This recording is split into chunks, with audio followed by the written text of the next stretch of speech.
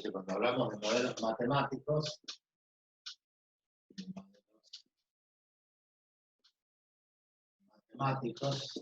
los definimos en determinísticos,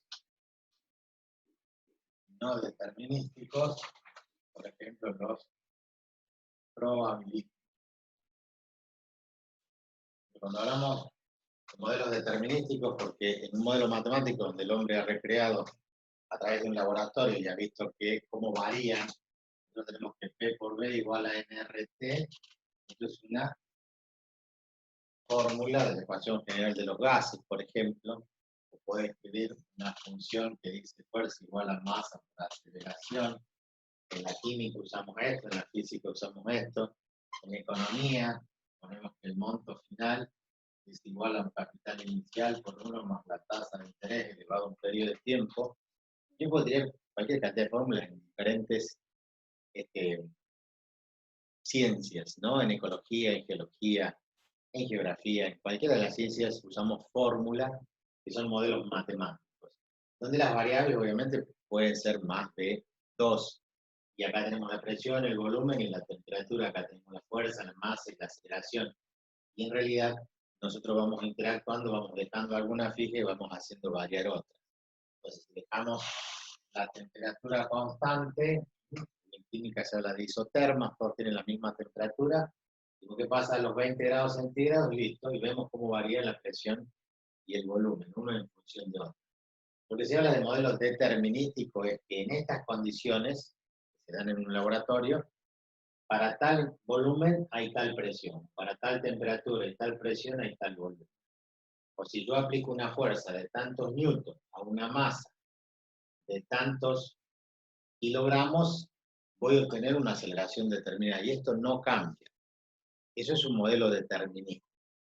Por supuesto que una cosa es un ensayo en un laboratorio, otra cosa es la vida real, donde se incorporan otras cuestiones, como por ejemplo en este caso, bueno, si hay rozamiento, el rozamiento del viento, el rozamiento con el piso, otras cuestiones que no son tan determinísticas como queremos decirlo, pero se asume como que para tal cosa ocurre tal otra. Si modifico la aceleración, y se va a modificar la fuerza, o si modifico la fuerza, se va a modificar la aceleración. En una fórmula económica, nosotros hacemos un plazo fijo, ponemos en el banco $10.000, el banco nos da una tasa del 1% mensual, y al cabo de 6 meses, esto es determinístico, el valor es uno solo, no hay ninguna posibilidad de que cambie. En cambio, existen fórmulas que van a ver ustedes este año y el año que viene que son probabilísticos, porque son no determinísticos, no sabemos qué pasa. O sea, yo tiro un dado y no sé lo que va a pasar. Yo tiro un dado y puede salir el 1, puede salir el 2, puede salir cualquier número. Eso es lo que llamamos modelos probabilísticos. O jugamos a la ruleta, o apostamos a un caballo, o hacemos cualquier apuesta, y en general esa probabilidad de que ocurra puede ser muy alta o muy baja, no importa cómo es la probabilidad, pero puede no ocurrir, así como cuando ustedes se levantan y escuchan el informe del tiempo, dice la probabilidad de que llueva de un 30%. La probabilidad está mal expresada, no se expresa en porcentaje. La probabilidad les van a enseñar en estadística que es entre 0 y 1. La probabilidad es 0,3. Eso equivale a un 30% de posibilidad. Pero bueno, esto ya está arraigado, todo el mundo habla de un 30% de probabilidad de lluvia. No significa que va a llover, menos en La Rioja. Acá en La Rioja, cada vez que dicen que va a llover, la única tormenta que hay es la tierra que viene del sur y nos tapa con tierra, pero no hay certeza de que va a ocurrir. Entonces, el que ha hecho el cálculo, el que ha determinado eso, se ha basado en algún modelo, pero es un modelo probabilístico, es un modelo no determinístico. O sea, es alguien que, porque ha visto que hay una corriente de aire que viene del este y que en Santa Fe, Córdoba hay mucha humedad, está lloviendo, y dice, bueno, es probable que la lluvia llegue acá, entonces hay una probabilidad de tanto para que suceda la lluvia. Y como nos ha pasado un montón de veces, no llueve. Pasa la tormenta de largo y se acabó. Esos son modelos no determinísticos, modelos probabilísticos, que están basados en algo, tienen una función matemática en la cual abarca un gran abanico de posibilidades, pero no es tan determinada como decir, Si yo la tasa en vez del 1% pongo un 5%, el resultado va a ser único. Que no es que voy a ir a adivinar al banco a ver cuánto me toca ahora con el plazo fijo. No, yo ya sé que el plazo fijo, según lo que yo deposité más lo que acordé con el banco, porque había una tasa, y volví a los 6 meses y yo ya sé que voy a retirar tanta plata. No hay otra posibilidad. Por eso es determinismo. Por eso es que los modelos matemáticos le han servido al ser humano, ¿no es cierto?, para poder predecir qué ocurre tanto en la economía, en la geología, etcétera, etcétera. ¿No? En muchísimos casos, estos modelos matemáticos le han servido al ser humano. Y esta es la finalidad de por qué enseñamos matemáticas. No solamente para aprender las tablas de multiplicar y saber hacer las operaciones, sino para que cada función que nosotros utilicemos, que vamos a ver ahora, tiene que tener alguna aplicación en algo. Cuando nosotros calentamos un recipiente con agua en la cocina, allí existe, ¿sí?, una función lineal que sería la temperatura en función del tiempo. O sea que si nosotros ponemos un termómetro de laboratorio, no van a poner el termómetro que usamos para medirnos la temperatura nosotros porque se va a reventar. El termómetro clínico no. Un termómetro de laboratorio que puede alcanzar temperaturas superiores a los 100 grados, cuando nosotros hacemos ese trabajo de en un recipiente poner el termómetro, ponerlo en la hornalla, si el agua estaba a temperatura ambiente, ustedes al colocar el termómetro vieron que el agua está a 15 grados centígrados, y bueno, habrá entonces una función matemática que determine la temperatura en función del tiempo. ¿Dónde arrancó? Y arrancó a 15 grados centígrados.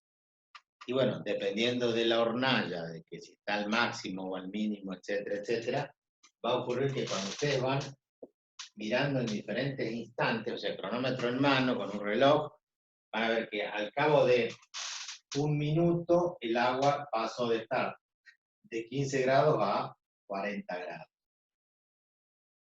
Y luego, en otro minuto, lo que debería ocurrir es que aumente. Si acá aumentó a 25, lleguemos a 65 grados. Y así sucesivamente. Hasta llegar a los 100 grados. Cuando llegamos a los 100 grados, ¿qué pasa cuando llegamos a los 100 grados de temperatura? Ya hirvió el agua. Está grabando, ¿eh? No leo tarde el chat, pero está grabando. ¿Quién me puede decir qué pasa con el agua a los 100 grados centígrados? Pasa de estado líquido a estado gaseoso. Bien, pasa de estado líquido a estado gaseoso. Yo sigo con el termómetro ahí en el recipiente. ¿Qué pasa?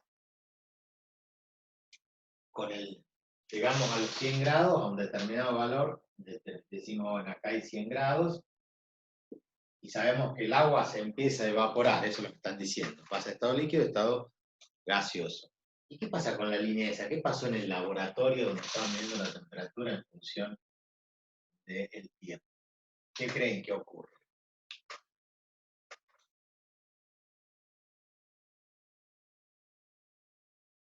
¿Alguien sabe? Y ocurre que pasa el tiempo y no cambia la temperatura. Y luego de un determinado tiempo vuelve a aumentar y ya el vapor empieza a tomar temperaturas por encima de los 100 grados. Estoy hablando de un laboratorio, ¿sí?, y que el agua se ha transformado totalmente en vapor y lo que estamos viendo es la temperatura del vapor. Si nosotros hubiéramos comenzado el proceso con agua, o sea, con el recipiente, con hielo, y al poner el termómetro hubiéramos arrancado de menos 10 grados centígrados, y resulta que iba a ocurrir algo parecido, iba a llegar, o sea, va a pasar un determinado tiempo y va a llegar a los 0 grados. Cuando el hielo ese se fundió, se transformó en agua. Se funde, cambia el estado de agregación de la materia, y resulta que nosotros seguimos gastando energía, pasa el tiempo y no cambia el termómetro sigue marcando 0 grados. ¿Por qué? Porque llegó a los 0 grados y empezó a transformarse. La energía, el calor que le estoy suministrando, sirve para cambiar el estado de sólido a líquido. Pero la temperatura no cambia. Una vez que pasó todo el estado líquido, empieza a aumentar la temperatura y vuelve a crecer hasta donde, y hasta los 100 grados. Entonces, dependiendo del líquido, bueno, como sea esa curva, habrá, dependiendo del material que uno trabaje de ese líquido, si estamos hablando de agua, entonces ocurre esto. Y acá hay un modelo matemático, hay un modelo lineal. O sea, hay una recta en esta parte, o en esta parte, o en esta parte, esta misma también es una recta, es una suma de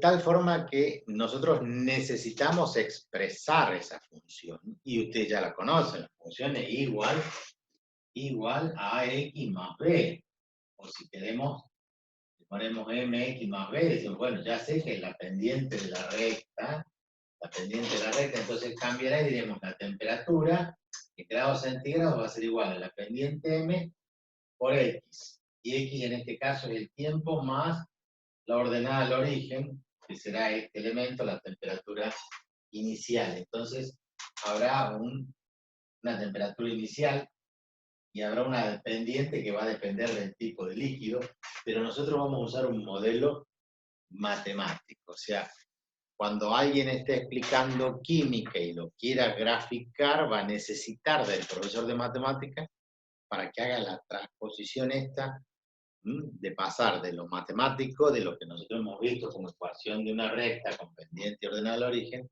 a cómo se traduce en un modelo aplicado ya a la química o aplicado a la física. Si nosotros lo aplicamos a la física, por ejemplo, bueno, ahí lo veo a Agustín ha transitado por la universidad y sabe de lo que estamos hablando. Nosotros tenemos, por ejemplo, una expresión que dice que x es igual a x sub 0 más b por t. Decimos, bueno, ¿qué es lo que, por ahí para algunos esto debe ser chino básico, pero en realidad lo que estamos haciendo es graficar x en función del tiempo. También igual allá, como estaba en el tiempo, nosotros tenemos entonces que hay un x sub 0, que sería x en función de t, entonces todo lo que es x se mide en este eje. Acá hay una posición x sub 0 que se llama x sub 0 o x sub i, posición inicial, porque en el tiempo 0 está en este lugar.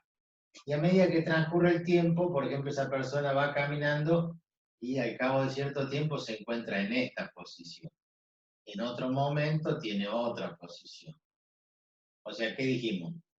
Yo observo a Agustín, que está parado acá a una cuadra de la plaza.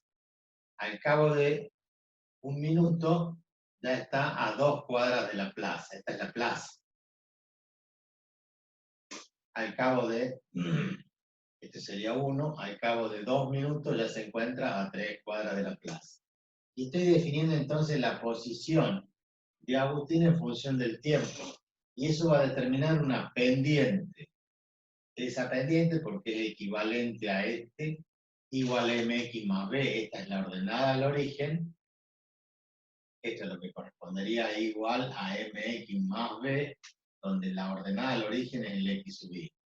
La variable ahora no es x, la variable es t, por lo tanto, la variable es el tiempo. Entonces la pendiente, ¿quién lo da?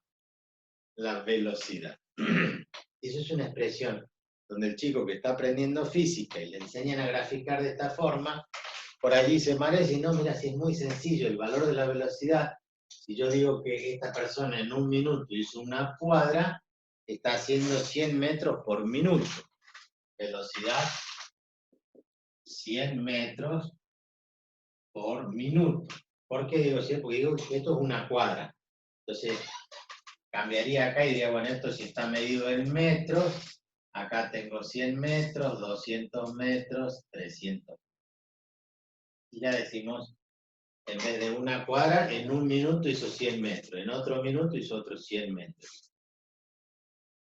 Pero él arrancó a 100 metros del origen, esa es la ordenada del origen, y así vamos interpretando de que acá hay una pendiente. Avanzo 1 y subo 100, avanzo 1 y subo 100. no es tan complicado. Sí es complicado por ahí para el chico aprender física si nunca vio física. Para ustedes, algunos pueden haber visto, como yo estoy referenciándolo hoy a Agustín, puede haber otros de ustedes que también han pasado por física. Antes estaba Ángel, pero no lo veo Ángel en el listado. Ángel se debe haber quedado en segundo, ¿no? Ángel Gómez. ¿Alguien más de los 9 que están presentes ha visto física en otro momento? Ángel Salazar, Camila, Elisa, Yara, Lourdes, Isabela. Eh, Profe, yo estoy viendo ahora. Estoy estudiando criminalística y estoy cursando también física en estos momentos. ¿Y estás viendo cinemática o todavía no? No, estamos viendo movimiento rectilíneo uniforme. Bien. Y movimiento rectilíneo uniforme, estás viendo cinemática entonces. Ya estás viendo esto. Claro, sí. Sí. Justamente ayer la profe hizo la introducción para después entrar a ver cinemática. Perfecto. Entonces, como comenta Ángel, y como les decía, habrá gente que no entiende los conceptos físicos. Entonces, cuando uno le da una expresión y le pide que lo grafique, y decir, bueno, pero si sabe matemática, tiene que hacer esa transposición de que lo que estoy viendo es un modelo matemático, y lo tengo que tomar como tal, como un modelo matemático que ahora lo tengo que aplicar en tal o cual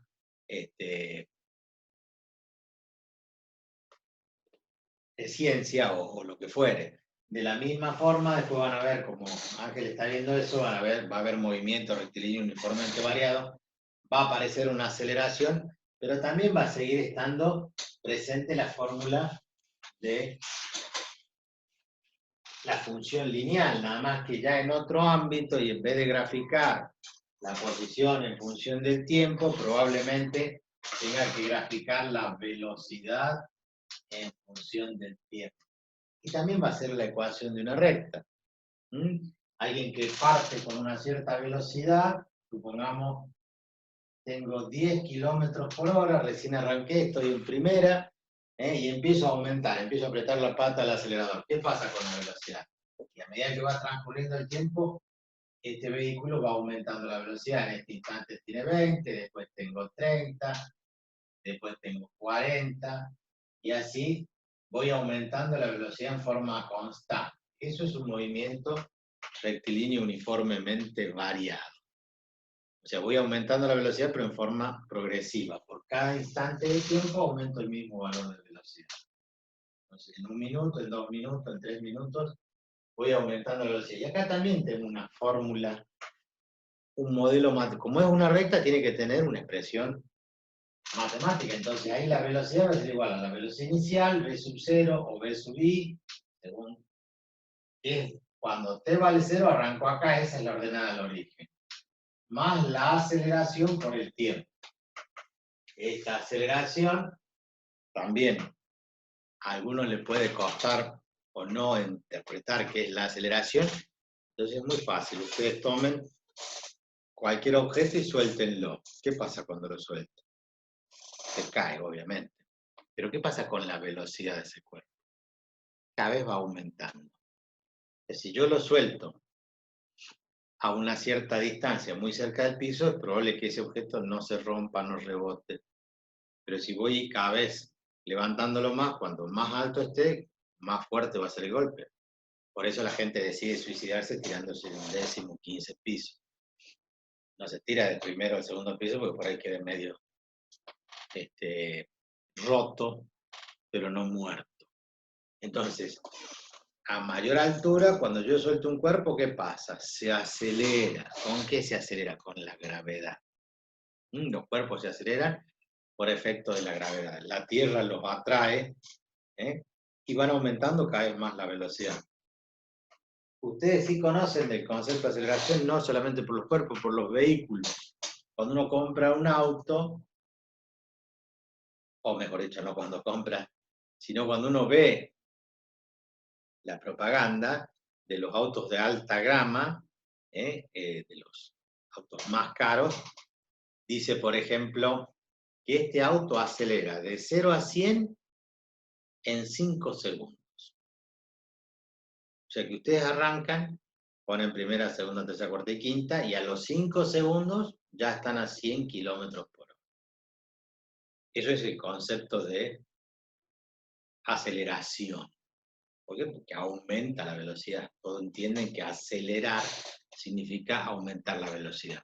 E inclusive el concepto de aceleración no solamente tiene que ver con el movimiento. El concepto de aceleración en términos de decir uno está acelerado, quiere decir que está acelerado. Y bueno, que está, no sé si tiene algún sinónimo, o si está bien usada este término según la lingüística. Pero todos entendemos cuando decimos che, ese está medio acelerado. Es como que está hiperkinético, como que quiere hacer las cosas rápido. Pero no solamente se usa en física, así como lo usamos en las personas, nosotros usamos el concepto de la aceleración a través de la forma de la curva. ¿Qué tiene que ver? Bueno, que es un modelo matemático, la concavidad y la convexidad. Entonces, este móvil va aumentando la velocidad. Si va aumentando la velocidad, yo puedo encontrar otro modelo matemático para que me grafique la posición. O sea, el que está acelerado, el vehículo que acelera, en este caso, lo decimos así, si en un minuto va a 10 kilómetros por hora, ¿cuánto recorre en un minuto? Y recorre, 10 kilómetros por, bueno, vamos a dejarlo en hora. Entonces, esto es 1 hora, 2 horas, 3 horas. En un minuto, con esa velocidad, ¿cuánto hace? Ya hace 10 kilómetros. Entonces yo acá tengo que decir, cuando pasa un minuto, 1 hora, hizo 10 kilómetros. En el otro, llegó a una velocidad de 20 kilómetros por hora. Quiere decir que en 1 hora hace 20, no 10. Entonces ahora, en vez de estar acá en 20, va a estar en 30, porque aumentó de 10, que estaba acá, ¿a cuánto? Y aumentó a 30.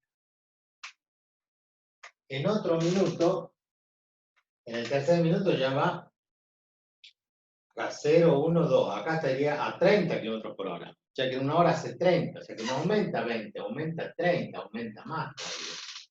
¿Para quién? Para el tercero. Entonces, esto va a hacer que la gráfica sea curva. No sea recta. Entonces acá aparece el modelo matemático de la función cuadrada, que dice que la posición, en este caso, es igual a la posición inicial, más la velocidad inicial por el tiempo, más un medio de la aceleración por el tiempo al cuadrado. ¿Te aparece? Nosotros conocemos la fórmula igual a x cuadrado más bx más c, que es una función cuadrática que es la parábola. Término cuadrático, término lineal, término independiente. Ese término independiente significa otra cosa, que es la posición inicial. El término cuadrático acá en A, x cuadrado, es un medio de la aceleración. Y estoy definiendo otro concepto. Lo que yo les decía, que eso de acelerar, de ir cada vez más rápido, hace pensar que si voy cada vez más rápido, cada vez recorro mayor espacio.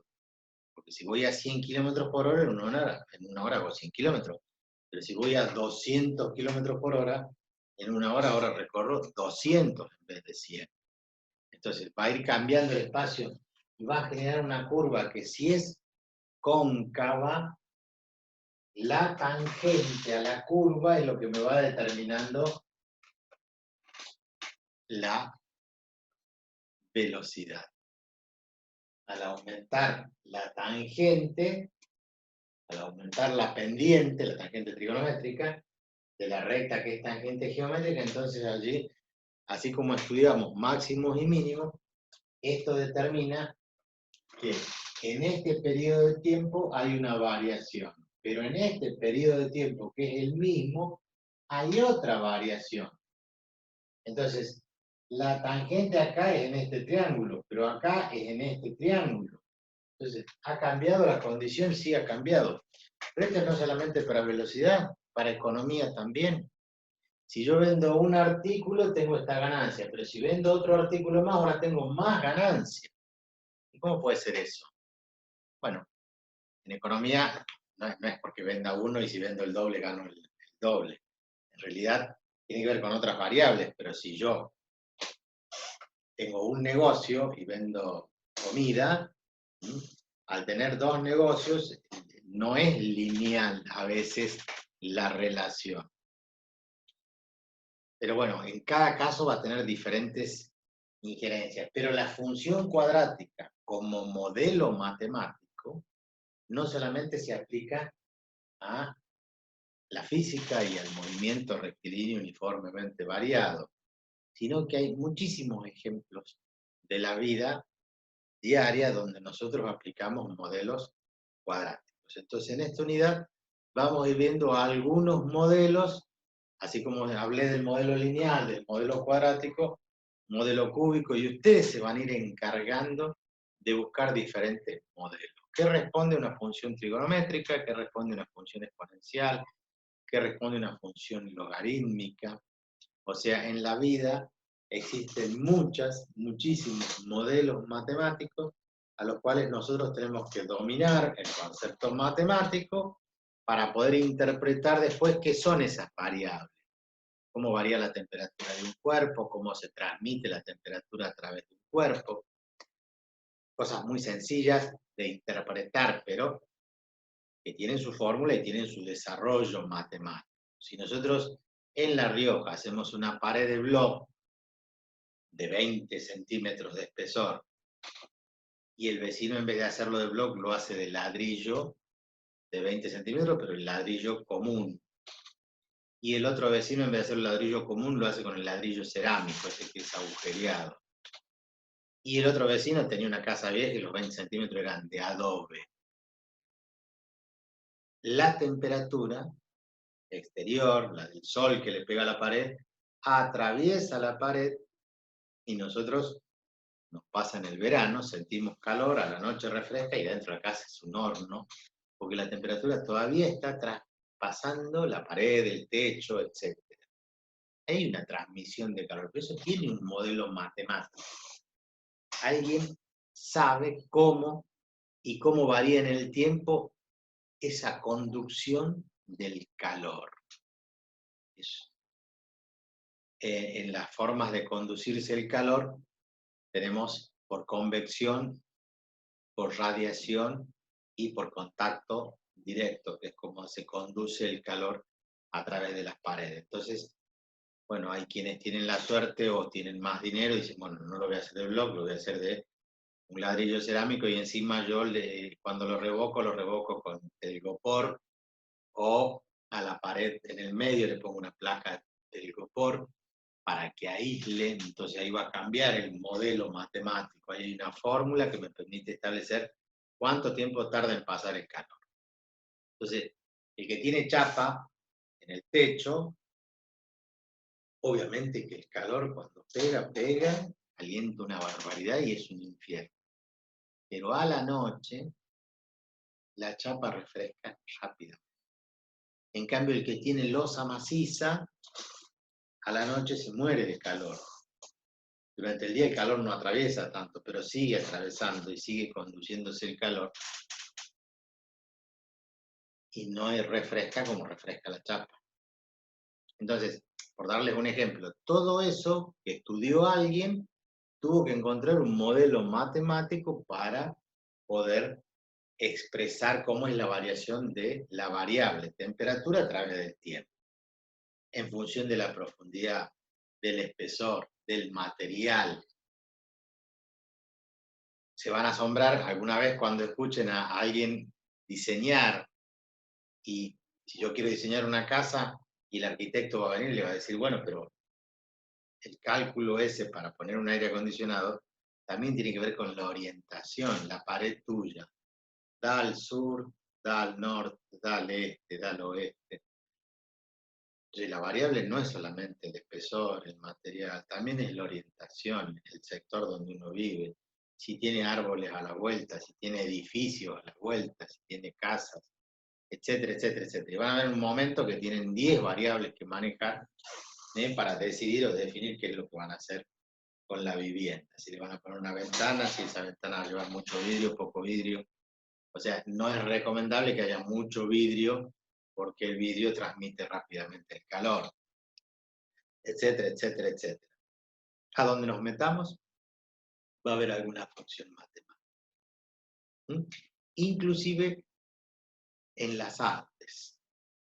Es donde uno cree que el artista que no sigue ninguna regla y pinta lo que le viene en la cabeza, o como el escritor que escribe cualquier cosa y a algunos les puede parecer lindo. A nosotros, a mí me ha pasado ir a veces a una galería de arte y ver un montón de cuadros y ver gente que opina que es bárbaro. Yo no entiendo nada, para mí es un desastre, es un mamarracho. Y por ahí alguien tiene y que ve algo respecto del arte. En el arte hay mucha matemática, hay mucha física. Ya de por sí, piensen que si yo pongo un cuadro, habrán visto ustedes en la galería, en los lugares donde hay cuadros, ¿qué tiene? Tiene una luz especial, no es el foquito en el medio de la pieza y poner cuadros a la vuelta, sino que hay que darle la luz que cree el pintor que hay que darle. Entonces, ahí donde hay un cuadro, en la parte superior hay una pequeña lucecita que no la encandila tampoco, le da una determinada... Y eso hay que calcular, y eso existe en la física. Calcular la cantidad de luz, la cantidad de lúmenes necesarios. Son variables físicas que uno debe calcular, como en la pantalla que ustedes están mirando, que algunos tienen la posibilidad de entrar internamente a las características de la pantalla y oscurecerla un poco, que no sea tan fuerte, que no nos afecte la vista. Entonces ahí también hay, en la luminosidad, también hay cálculos matemáticos. En la sonoridad hay fórmulas que permiten calcular la frecuencia con la que uno habla, cosa que ustedes saben, está en general la mujer que tiene una voz más aguda y el hombre que tiene una voz más gruesa, más grave. Así como en música escuchamos una soprano y una voz muy chillona, a un tenor, ¿cómo se llaman estos que cantan? Bueno, Carrera, Pavarotti, ¿no? Que tienen voces graves. Eso, que parece tan sencillo como escuchar una voz chillona y una voz aguda, una voz grave, eso tiene una forma, eso tiene un modelo matemático que nosotros estudiamos a través de la función trigonométrica. La función seno o la función coseno hace que uno tenga mayor o menor frecuencia. Cuando yo empezaba a graficarles al principio, en las trigonométricas, la función seno, eso que la onda es como si el resorte yo lo achicara y fueran muchas onditas, eso tiene que ver con la frecuencia. Y a mayor frecuencia, más agudo es el sonido, más chillón, que es lo que a nosotros nos perjudica el oído. Entonces, el timbre, el tono, la altura, la voz tiene un montón de características que se grafican en funciones matemáticas. Entonces, vayan preguntándose ustedes dónde no hay matemática. En todos lados hay matemática. Por eso hay que entender esta unidad de modelos matemáticos, cómo lo vamos a aplicar en diferentes aplicaciones de la vida real. Y esto hay que tomarlo muy en cuenta, de que cuando ustedes vayan a enseñar a la escuela secundaria, al chico lo tienen que comprar, lo tienen que motivar. Entonces van a tener que, en vez de enseñar la recta, como nos enseñaron a nosotros, que tengo el gráfico y la pendiente y el ordenado de origen, decirle, a ver chicos, vamos a estudiar cómo varía el crecimiento de las palomas en La Rioja. Desde el año tanto que hay registros, supongamos. cómo varió la curva famosa esta del coronavirus. O sea, encontrar ejemplos donde yo primero lo invite a que tome contacto con esa realidad y que después la podamos bajar al papel y la podamos graficar. Y no solamente graficar, sino encontrarle una simbología, una fórmula matemática. Esta es la idea de esta unidad. Que los modelos matemáticos nos van a servir para enseñar que todo en matemática se puede aplicar a algún modelo matemático. Así que ustedes ya van a ir teniendo como tarea, antes que se corte esta transmisión, de empezar a buscar modelos matemáticos aplicados a todos los tipos de funciones que conocen. Vayan armándose una carpetita y vayan sacando ejemplos porque un trabajo práctico va a ser de esas características. Cuando volvamos a la presencialidad, ustedes me van a desarrollar un modelo matemático en el pizarrón. De a 2 o de a 3, 1, 2 o 3, no más de 3 personas podrían determinar un trabajo donde expliquen cómo la matemática sirve para la bioquímica, la ecología, la geología, etc. ¿Estamos de acuerdo? Esto es lo que vamos a hacer